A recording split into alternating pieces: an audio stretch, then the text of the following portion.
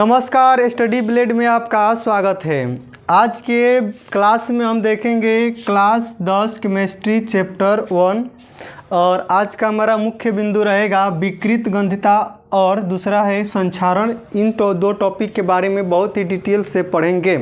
इसके पहले ही सारे टॉपिक को क्लियर किया गया है, वहाँ से जाके वीडियो देख सकते हैं। तो शुरू करते हैं। पहला टॉपिक विकृत गंधिता, रेंसिडिटी क्या होता है। तो विकृत गंधिता को हम बता देते हैं कि विकृत और गंधिता दो वर्ड को मिलाकर के विकृत गंधिता बना है। जैसे विकृत का मतलब होता है किसी चीज़ को खराब आ जाना, यानी कि उसके स्वाद में या रंग में कमी हो जाना, और गंध मतलब होता है कि उसका स्वाद।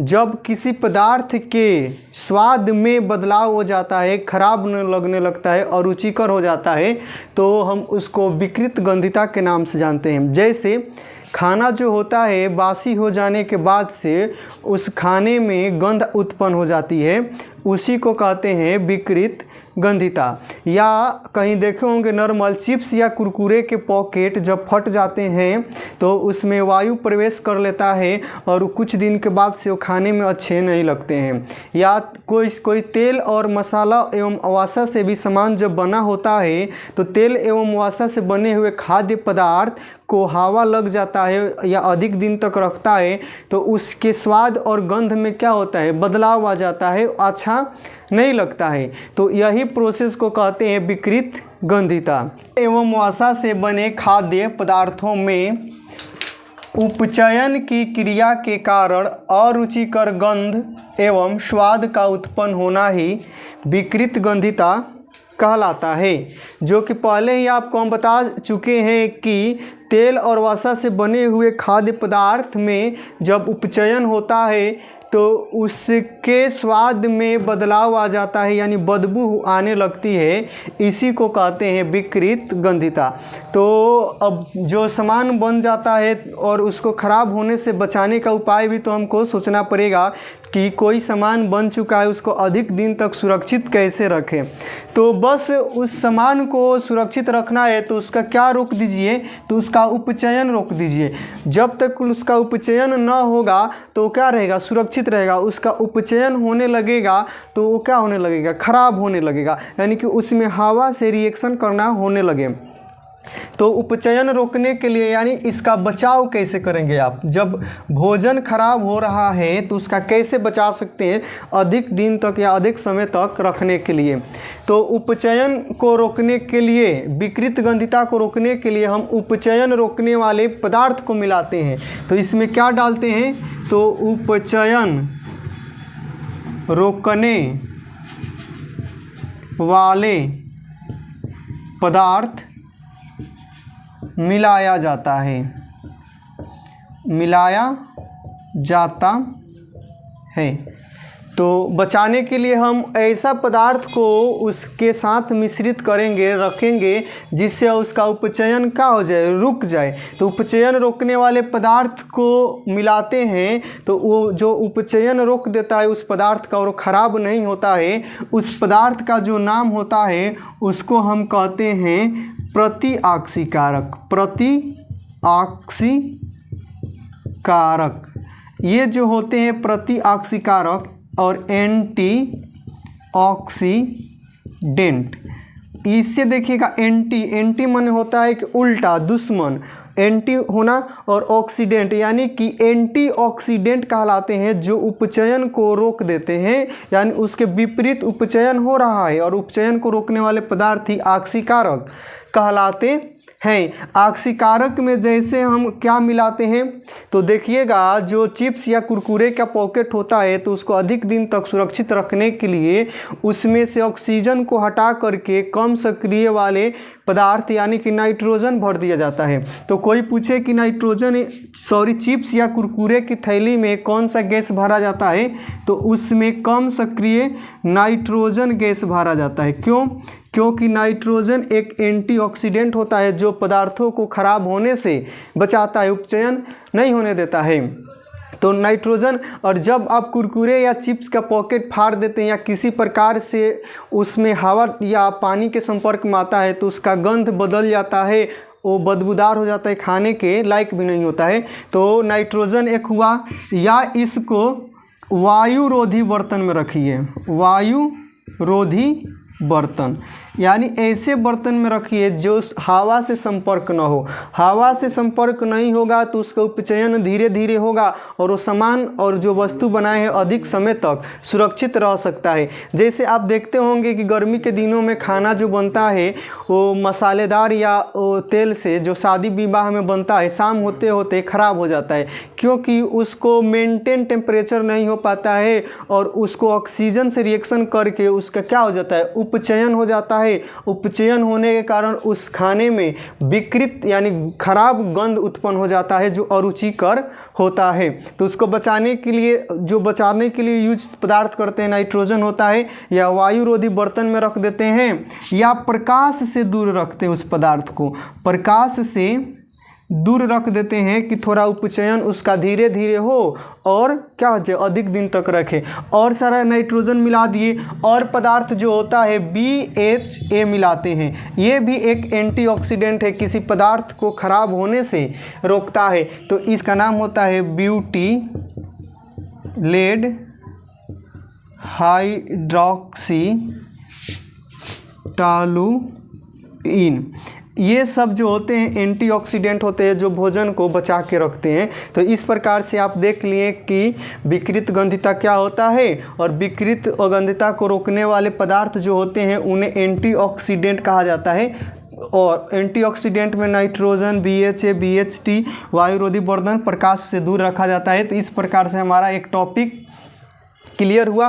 और हम देखते हैं संक्षारण के बारे में कि संक्षारण क्या होता है।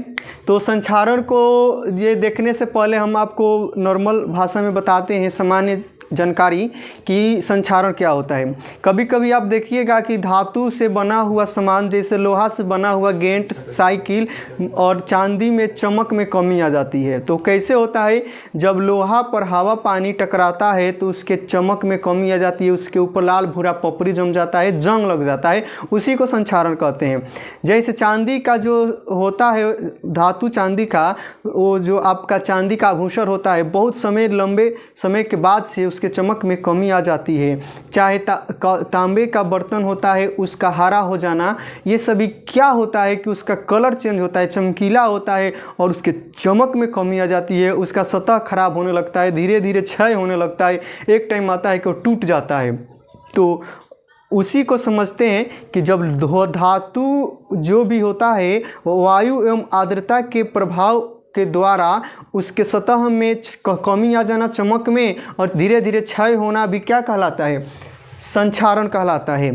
जैसे यहाँ पे लिखा गया है धातु के सतह का आर्द्रता एवं वायु के प्रभाव द्वारा धीरे धीरे क्षय होना ही विकृत गंधिता संक्षारण कहलाता है। तो समझ गए। तो संक्षारण में एग्जाम्पल देखें तो एग्जाम्पल संक्षारण क्या क्या होता है, जंग लगना। और जंग लगना क्या होता है तो आपको हम बता दें कि लोहा जो होता है हवा पानी और नमी एसिड के कारण उसके सतह पर लाल भूरा पपड़ी जम जाता है, उसी को जंग लगना कहते हैं। जब तक ले लोहा पर हवा पानी आर्द्रता का प्रभाव नहीं पड़ेगा तब तक लोहा खराब नहीं होगा। ठीक उसी प्रकार से होता है चांदी के चमक में कमी। जो चांदी का ये धातु जो चांदी होता है, देखिएगा कि बहुत लंबे समय के बाद चांदी के चमक में कमी आ जाती है। तो चांदी के चमक में कमी आ जाना अभी संक्षारण का एग्जाम्पल है। नोट में यहाँ याद रखिएगा नोट कि चांदी के चमक में कमी किसके कारण आती है तो AgS सिल्वर सल्फाइड के कारण ही चांदी के चमक में कमी आती है। तो AgS के कारण चांदी के चमक में क्या आ जाती है, कमी आती है। किसके कमी में तो Ag चांदी के चमक में कमी आती है AgS के कारण। उसके बाद से होता है तांबे के बर्तन का हरा होना। कभी कभी देखिएगा तांबे का बर्तन जो होता है हरे कलर में कन्वर्ट हो जाता है, तो क्या कहता है, तो इनका चमक में कमी आ जाता है, इसका रंग बदल जाता है, खराब हो जाते हैं, धीरे धीरे क्षय होता है, टूट जाते हैं। तो ये सब संक्षारण के नाम से जाने जाते हैं। संक्षारण एक ऐसी प्रक्रिया है जिसमें राष्ट्र को, देश को बहुत नुकसान होता है। कोई भी लोहा में, धातु में जंग लग जाता है तो लाखों अरबों रुपया का धातु है और धातु जो होती है खराब हो जाती है। तो इसलिए इसको संक्षारण से बचाना अति आवश्यक है। आप ई साइकिल चलाते हैं, चाहे रेल पटरी हो, चाहे रेलगाड़ी हो, या ये जो आपका साइकिल का होता है रेल गेट होता है, सभी जो होती है धातु की बनी होती है। अगर आप नहीं बचाइएगा, उसको पेंट नहीं कीजिएगा, उसको जैसे भी बचाना हो नहीं बचाइएगा, तो धीरे धीरे ख़राब हो जाएगा और हमारा ही नुकसान होता है। तो इसलिए धातु को संक्षारण से बचाना बहुत ज़रूरी होता है। तो हम अब आपको बता दें कि फिर एक जंग होता है, तो जंग का सूत्र क्या होता है, तो जंग का सूत्र होता है Fe2O3XH2O, हाइड्रेट फेरिक ऑक्साइड होता है। ठीक, तो Fe2O3XH2O जंग का सूत्र होता है। ये भी जान चुके हैं चांदी के चमक में कमी क्यों आती है, तो AgS के कारण आती है जंग लगना। अब यहाँ पे एक बात और नोट करके देखने योग्य बातें हैं कि नोट करके लिखिएगा इस बात को, नोट, जो संक्षारण होती है ना, संक्षारण एक रेडॉक्स अभिक्रिया है। कैसी अभिक्रिया है, तो संक्षारण एक रेडॉक्स अभिक्रिया है, इसको एकदम याद रखिएगा। और जंग का सूत्र आपको बताइए दिए हैं कि Fe2O3XH2O होता है, राइट। तो अब हम यहाँ पे देखेंगे जंग संक्षारण को बचाने के उपाय, संक्षारण के आवश्यक शर्तें।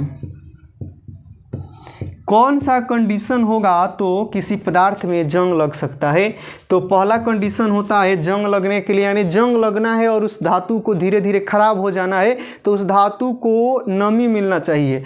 तो वायु की उपस्थिति या ऑक्सीजन की उपस्थिति लिख सकते हैं, वायु की उपस्थिति। अगर धातु को वायु हवा के संपर्क में है डायरेक्ट, तो उसमें जंग लग सकता है। दूसरा क्या होता है, नमी की उपस्थिति, नमी की उपस्थिति। अगर वो नमी के सीधे संपर्क में है, पानी के, जल के, नमी के, तो भी उसमें जंग लग सकता है। चाहे अम्ल के प्रभाव, अम्ल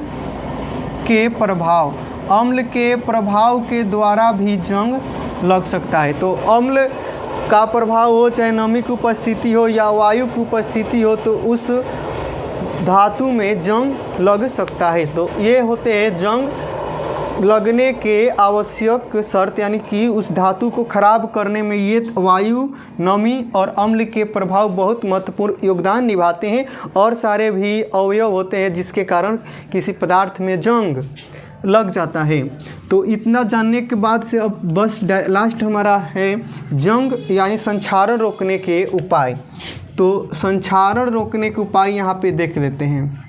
संक्षारण रोकने के उपाय, तो संक्षारण रोकने के उपाय पहला है कि उसको बचाना है तो पेंट लगाकर, यानी कि पेंट लगा कर उसको बचा सकते हैं। कोई भी धातु का बर्तन हो, चाहे धातु का कोई भी सामान हो, गेट हो, दरवाज़ा हो, लोहा को, उसको पेंट कर देंगे तो ख़राब नहीं होता है, तो उसको बचा सकते हैं।